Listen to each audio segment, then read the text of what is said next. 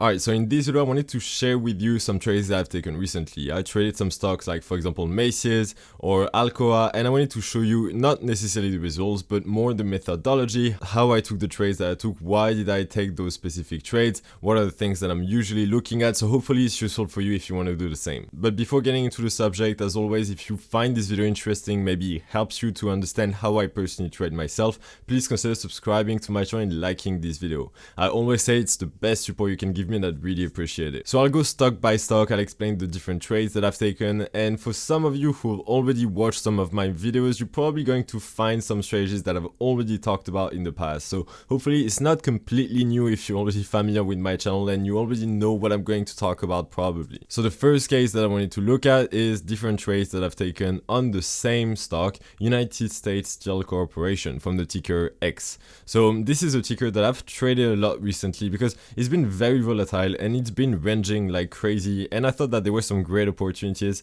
and I wanted to dive into those different trades that I've taken. So this is the chart for United States Steel Corporation from the ticker X, as I said, and as you can see the stock literally ranged from the 11th of January to up until now. It literally ranged between $24 per share to around $16 per share.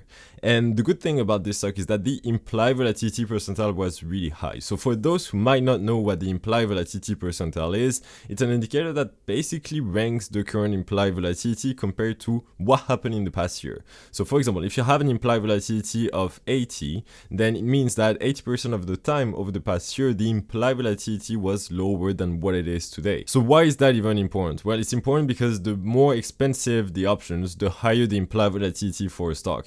And the cheaper the options for a certain stock, the lower the implied volatility. You really have these positive relationships between the option prices and the implied volatility. So when you see that there is a very high implied volatility percentile, for example, it essentially tells you that the options are pretty expensive compared to what they were in the past year. It doesn't necessarily mean that they're overpriced or there is anything wrong. It just tells you that right now, compared to what happened in the past year, the options are at the most expensive, and vice versa. If the implied volatility percentile is very low, then it means that historically, meaning over the past 12 months, the options are pretty cheap right now. And what happened with the ticker X is that it started really going up around November from $9 per share to up to $24 per share around the 12th of January. And then it started going down a bit around $16 per share, and when it came back to $24 per share, I started selling calls against this stock. And because the implied volatility percentile was so high, whenever I was selling calls on that stock, because people were really paying a lot of money so as to buy those calls, so I just took the opposite side of the trade and I started selling them, meaning that I was bearish. When you sell a call, you're bearish. And essentially, I was betting that the stock would fall and it wouldn't sustain that high level around the $24 per share. So let me show you exactly the trades that I've taken. So right now we are in my transaction history where you can basically see all the trades that I've taken. So I filtered the different transactions for the stock X, and you see that it's counting for the last 30 days. So it shows all the last transactions for the last 30 days for the stock X. So you can see that on the 12th of March, I sold a call collecting 88 cents of credit and I sold the 30 strike. So if we come back to, for example, our chart, the 30 strike was basically up there. And by selling a call at the 30 strike, what you essentially bet on is that you bet that the stock is going to stay under the 30 level before the expiration. So in the case of my trades, as you saw before, the expiration was April 16. So by selling a call in the April 16 expiration at the 30 strike, I'm betting that the stock is staying below that threshold before the April expiration. So I sold it literally when it was at the top. I got very lucky, I gotta say, on this one, because I really sold at the highest point. I sold it when the stock was at $40 per share, so it was really the perfect entry point. Like, that's not necessarily going always like this. I mean, that was a lucky one. So I sold a call here, and what happened is that the stock started going down, and you see that with the margin of safety, meaning that I have sold a call at the 30 strike, I really had a very good margin of safety here. I wasn't in any trouble whatsoever, and even if the stock breaches, for example, that $24 per share level, I still had a pretty good margin of safety before my strike would be reached. And for me, this is a very good thing when you sell, for example, options on quite high implied volatility percentile stocks, because you're going to sell options on stocks that have their options quite expensive compared to the last 12 months, meaning that I'm going to focus on stocks with a quite high implied volatility percentile. That's going to allow me to collect quite a good premium, making a good potential profit with quite a good margin of safety. You saw that at the 30 strike, I was very calm. I wasn't in any trouble whatsoever, and I could even have seen the stock going up, breaking that $24 per share level and still be completely fine. And what happened is that I closed my trade on the 16th of March and I paid 44 cents of debit. And you see that in the end, I didn't wait at all for my option to expire worthless. I bought it back quite quickly. 4 days after, I bought it back for 50% profit. And what I did, you see that literally at 1:49 p.m., I bought back my call for the 30 strike and I sold directly another call, collecting 84 cents of credit for the 26 strike. Meaning that if we go back on the chart, now my strike for the new call that I just sold was for the 26 strike. So you see that I lowered my margin of safety. Before I sold a call at the 30 strike, so I was really calm.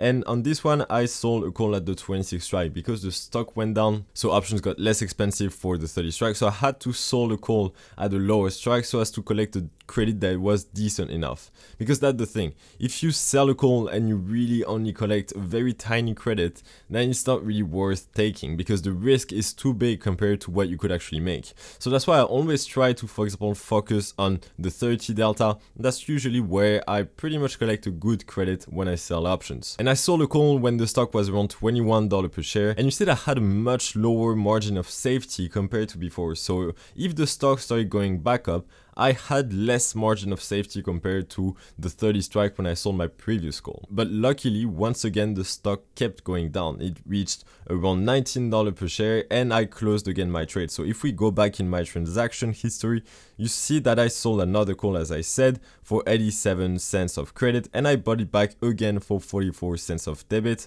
on the 23rd of March. So once again, I closed at 50% profit. And I like to close my trades around 50% profit because the thing is, if I manage to really make a good profit directly on the trade, like very quickly, let's say that I have around 40-50 days to expiration, and in the first days, I'm around 50% profit after like 2-3 days being in the trade. I might as well take the profit right now and sell another call so as to resettle the trade and try to make even more money like this. That's why I like to stick to 50% profit, and that's a rule, for example, that is very much advertised by Tasty Trade. And on that aspect of taking profits early, managing at 50%, I pretty much agree with them that, at least for me, it's a pretty good strategy so far. Then another interesting thing, what happened on the 23rd of March, you see that I closed my trade at 1:30 p.m. and 30 minutes after, at 2:06, I sold another call once again at the 26 strike and I collected $1.19. So I collected a pretty good credit here. Before I used to collect 88 cents, making around $44 of profit on each trade, and now I sold $1.19 worth of credit for my new call at the same strike. And that was the same strike once again as my previous trade. I sold the strike at the 26 strike. Here I did the same thing and I collected an even bigger credit because the stock went back up, so the options got more expensive, but I was still believing that the stock would go down again. And actually that's what happened. I got lucky once again. On 2 days after, literally 2 days after, I bought back my call for 50% profit, making around $60 on that trade. So you see that it was some quite good trades on X. The thing that when looking back at this type of trade, and the thing that I could have done different, is not necessarily selling calls after calls after calls. Usually what I do, and on this time I really didn't do it for X, is that I try to alternate between the calls and puts. Meaning that if I sell, for example, one call and I make a profit, I sell another call and I again make a profit, I felt that I could have sold a put instead of selling again another call for my third trade. I thought that it was a bit too much of selling 3 calls in a row for a stock. Usually I like to alternate between selling calls and selling puts, so at least I have more cyclicality in my trades and I'm not just selling calls after calls after calls. Usually that's what I like to do, but here I didn't respect that rule, as you can see, but still it worked. But I think it was more of a lucky trade overall rather than really good strategy, because I think that I could have alternated between selling calls and selling puts. So hopefully it's useful for you. Maybe it gives you some ideas. The other trades that I wanted to show you was on the stock Macy's from the stock ticker M. So if we look at the charts, you see that M had a pretty good bull run from November. Literally, it went from around $6 per share to around $21 per share on March 15. And what I did on Macy's is that I sold a strangle. So if we look at, for example, my activity transaction, so let me just put it in a square so it's completely clear. You see that here I've sold a strangle. I collected 42 cents of credit when I sold the call at the 20 strike, and I sold 60 cents of credit when I sold my put at the 15 strike. So if we put it visually so you can fully see what a strangle is, let's see it visually. So when I sold my strangle, I sold the 20 call and I sold the 15 put, meaning that I was betting that the stock price would stay within those two purple lines. I was betting that the stock price would stay within the 15 strike and the 20 strike. And if the stock stays within that zone, then my options are going to lose value. They're going to become more and more worthless. So I can buy back my short strangle at a lower price and so make a profit. And that short strangle was quite interesting because it actually went wrong quite quickly. You see that when I sold it, so it was around when the stock was around $17 per share if I'm not mistaken, and what happened is that literally 2 days after, the stock literally shot up and went past my call strike, meaning that it finished the day around $21 per share. So there I was in a situation where I was in a losing trade. I was losing around $200 on that particular trade, but I had plenty of different options in front of me so as to defend my trade. So let's look at what I did on my transaction history. So if we look at that line you see between the purple rectangle, you see that I did an operation there. I bought to close the put that I had sold at the 15 strike, and I sold another put in the same expiration at the April expiration at the 17 strike. So what did I do essentially here? Well, this is a defense mechanism which basically aims to roll up the untested side, meaning I rolled up my put, but if the untested side is, for example, the call, then you would roll down your call. In my case, my untested side, and that's how we call that, my tested side was the call side because the stock price went up and breached my call strike. So my untested side, the one that was in profit, was my put. Because think about it, if you sell a put and then the stock goes up, then your put expires worthless and you make full profit on it and everyone is happy. So my untested side in that case was the put. So what I did is that I rolled up my put to a higher strike. So instead of having my put at the 15 strike where it was initially, I closed it, I took my profits on that trade, and I sold another put at the 17 strike. So what I essentially did here is that I reduced my profit zone so as to collect a credit. And by closing my put that I had sold at the 15 strike, I took my profit because my put almost became worthless. So I might as well sell another put so as to try to reduce what we call the cost basis, meaning that I was in a big loss on the call side. So by taking profits on the put side, you try to reduce that loss that running loss that you're experiencing on the call side. So obviously you need to be aware that the profit that you're going to make on the put is going to be nowhere near the running loss that you have on the call side. And honestly, you might just hope that the stock price is going to come back in your favor. And what happened after that, when I rolled up my untested side, is that the stock price started going back down again and it fell within my profit zone. And when it came back within my profit zone, the running loss became less and less, and I was in a profit overall. So what I did, and what I do usually in this type of case, when I have a trade that goes against me, is that I'm going to close the trade if I'm at break even. I'm not going to try to make a really big gain on that trade. If I manage to get back to break even on a losing trade, then I'm going to close that trade. And that's what I did. And if we look into my transaction history, you see that I paid $1.14 of debit on the 22nd of March. And if we look at when it was on the 22nd of March, so you see that was literally when the stock price came back in the middle of my profit zone. I came back to break even by calculating the cost basis with the put that I had previously closed. Overall, I was in a tiny profit. I think overall on that trade, I only made $20, but in the end, I didn't lose any money on that trade. I'd prefer to just close the trade and start fresh again with a new trade on another stock, so as to not just waste time on that trade trying to make it a winner or try to be greedy and just make even more money when I could just get out at break even. And I was really happy about this. So that's usually the philosophy that I follow whenever a trade goes wrong. If it comes back in my favor and I can get out with a tiny profit or break even, I will just do it and move on. So the next trades that I wanted to show you was on the stock AA from the company Alcoa Corporation. Because the stock market usually went up like crazy overall, it was really hard to find opportunities to find stocks that were quite low priced so as to sell puts on. So I was really always tempted to sell calls because they were getting more expensive, but I think it's always important to try to keep a balance. So I was trying at least to sell as many calls as I was selling puts so as to try to keep some kind of delta neutral portfolio.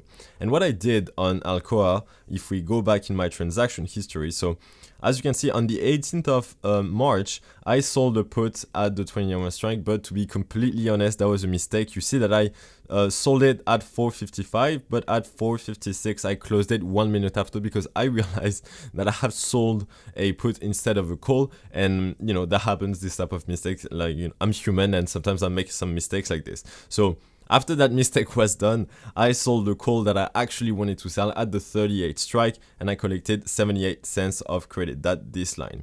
So you see that it's at the 38 strike, and if we go in the chart, the 38 strike was around over there.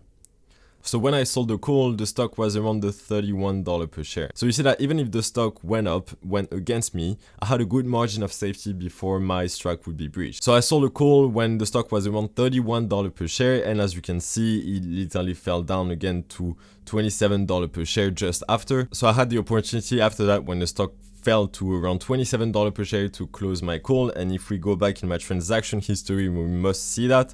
You see that I bought back my call that I had sold for 39 cents of debit literally 4 days after. So I made 50% profit on that particular trade. And what I did right after that on the 22nd when I closed my call is that I sold a put for $1.36 of credit directly just after. And that's a trade that I still have going on right now. And you see that I have a working order to close at 50% profit. So I'm basically right now betting that Alcoa is going to go up. And my strike for the put that I just sold is at the 27 strike. So if we go back here and I just input the $27 strike, so that's around here. So basically I bet that the stock is not going to be below the 27 strike before the May expiration. So far you see that it's going well because the stock is now back again at $32 per share. So we'll see if I manage to reach 50% profit on that trade. So far it seems that it's starting well. I hope you enjoyed this video where I show some of my trades. I hope this was insightful, and I really try to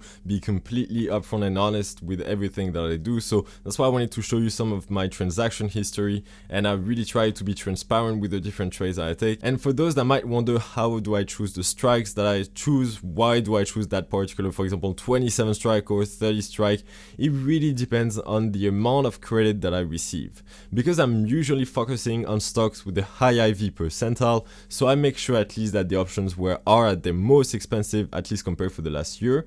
I'm going to really focus usually around the 30 delta. That's usually the strike around the 30 delta that I'm going to go for. For high implied volatility percentile stock, that's usually the threshold that I'm going to go for. I feel like it's a good thing for me to go for the 30 delta. So far it's been working well, and really that's how I do it. I don't use any technical analysis, I don't do any of this, even though I think that if it's useful for you, then fair enough. You know, personally I just don't use it. I don't really see the need, and it's working well for me so far. I hope you find that video insightful, you find the trades and how I take them and what I'm looking at insightful, and I hope maybe it helps you for your own trading if you want to start selling some calls and some puts, if that's what you want. If you like this video, please consider subscribing to my channel. As I said, it's really the best support you can give me. Please don't hesitate to like this video. Also, if you found it helpful, please make good and informed decisions. I'll see you in the next video, and in the meantime, I wish you all the best.